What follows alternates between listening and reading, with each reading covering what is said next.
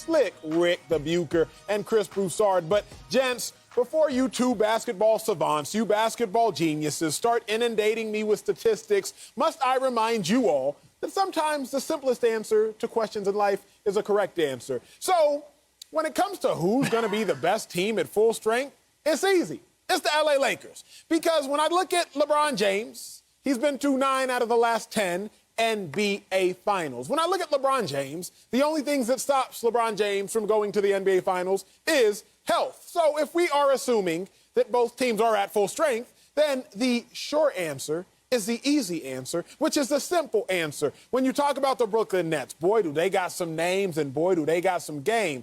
But must I remind y'all, LeBron James, once upon a time, you saw Kevin Durant and James Harden on the same team. And I don't need to remind y'all how that ended. Must I remind y'all that Kyrie Irving, he did taste success once upon a time, but he only tasted success because LeBron James set before him the tray and the food and the spoon. Must I remind you all that the Brooklyn Nets do, in fact, have 41 combined all-star appearances between Aldridge and Griffin and Kyrie and Harden and KD? But they only have 8 finals appearances combined, and LeBron James has 10 by himself. So the question for me, who's the biggest contender if they're at full strength? It's unequivocally the Los Angeles Lakers. But, CB, what say you? Who's the bigger title contender at full strength? Is it the Nets or is it them Lakers? Those numbers were nice and cute, Acho, but they really mean nothing. I mean, you actually brought up James Harden and Kevin Durant from Oklahoma City in 2012. I'm a historian. He did. I heard babies. I heard it. That's irrelevant. We obviously know they're different players, especially Harden. But I like the Nets. Look, I like the Lakers. They're my favorite in the West. But I am going with the Nets, and I know that's unusual. I expect Rick to go with the Lakers. It's not often that we see a team come together right away in their first year and win a championship, especially when your best player, Kevin Durant, has missed so many games. So I understand that. But the firepower in Brooklyn is just too much to stop. It's as simple as that. I think their guards, Kyrie Irving and James Harden, will have a field day against the Lakers. As great as the Lakers' defense is, they can't stop these two. And the Nets can essentially get an open look every single time down the floor. They're a very good three-point shooting team, darn near a great three-point shooting team. 4th in the league, I believe, in three-point percentage. Joe Harris can drain them. TLC can drain them. Obviously, their stars can drain them. And they draw, each one of them, Harden, Kyrie, Durant, draw so much attention that they're going to get open looks at will. Defensively, they've become adequate. Not great, but adequate. During their 18-3 run, they're 20th in the league in defensive efficiency. And they are 12th overall in opponents' field goal percentage. Not bad at all. I'm riding with Brooklyn. But hold on, CB. Slick Rick, I'm going to come to you in a minute, but I got questions. And when I got questions, I need my questions to be answered. CB, the Nets have only played 7 games with Kyrie, Harden, and KD.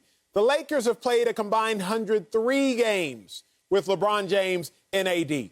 How are you factoring that into the equation when you give me the answer that the Nets at full strength will be better, seeing as you really ain't seen the Nets at full strength? Well, one, Kevin Durant, probably more than any superstar, is able to drop into a lineup and fit in fairly seamlessly. There obviously are some adjustments when you bring a 30-point scorer back. But because of the way he plays, doesn't dominate the ball, doesn't need a ton of touches, doesn't need a ton of shots to get his points, is a jump shooter, he will fit in fairly easily. So I think there's that. And I'm going to throw this at you too, Acho. Obviously, the Nets have some adjustments to do. I mean, they got all these names. They got to figure it out. I give you that. But so do the Lakers.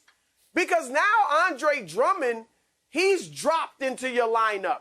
LeBron, when's the last time LeBron played with a dominant post player? Oh, probably never. AD, when's he played with a dominant post guy? I can't remember when. Remember in the playoffs last year, he spent a lot of time at the 5.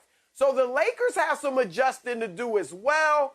Does Andre Drummond know how to do the little things, or is he just going to get you points and rebounds? Because they don't need a ton of points from him. They need him to do the little things and rebound the basketball. So I think the Lakers have pretty much just as much adjusting to do or close to it as the Nets. Are you guys done? The one thing I do appreciate about both of you is that you didn't make a big deal about these new additions, because I think at the end of the day, there's a reason that they were bought out. Yes, they're big names, but they're not really moving the needle. This still comes down to whether you buy into what the Lakers are or can be when healthy versus what the Nets could potentially be whenever we see them at full strength.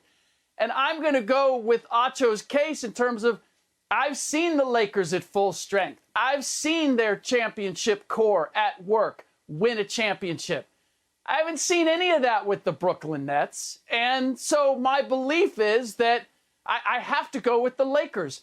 The other part of this is that I've seen LeBron James take players like an Andre Drummond and make them better. Andre Drummond isn't going to be a dominant center with them. He's going to, Dwight Howard once upon a time was a dominant center.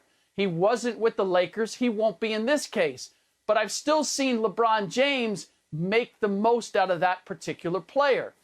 The defense with the Brooklyn Nets, you're cherry picking, Broussard, by picking up the numbers that they've had since this run. Who have they played over that stretch that says that they've played better defense? They're still 24th overall in defensive efficiency, and they're not even the highest rated offensively efficient team anymore, according to ESPN's Hollinger ratings. The Los Angeles Clippers have leapfrogged them at this point. So Blake Griffin and LaMarcus Aldridge aren't going to change the fact that they are a suspect defensive team. And when we get to the playoffs, defense matters. And even without LeBron and AD, the Lakers still remain the #1 defensively efficient team in the league. Drummond's only going to make them better, and certainly they will be better when LeBron and AD get back. So if you're, I get it. The offense is sexy. You got all these guys who can make shots. It's sexy. He's saying you shallow. But that's not what wins in the postseason. Broussard, he's saying you shallow. He's saying you only care about how things look. Rick, you don't care about the core. That's why they call him Slick Rick, because he's trying to slide some stuff in there. But, Rick, you know this is not your grandfather's NBA. This isn't even our NBA. This is an NBA where it is an arms race, man. It is about who can put points on the board. That Nets team torched that Lakers defense with LeBron. Not AD, but they had LeBron, they had Dennis Schroeder, and the Nets had their way with them without Kevin Durant. So, look, defensively, they're going to be We're talking regular pretty good. season.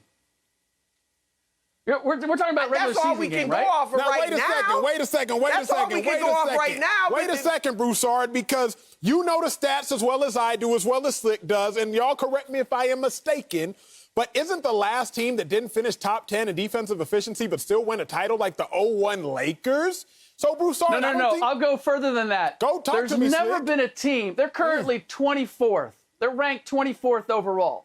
No team has ever won a championship ranked that low. So unless they're suddenly going to jump up in defensive efficiency, they're going to have to break history. And look, Broussard, I agree with you. This is a different NBA. The three-point shot is more prevalent than it ever has been, and the Nets certainly are good in that.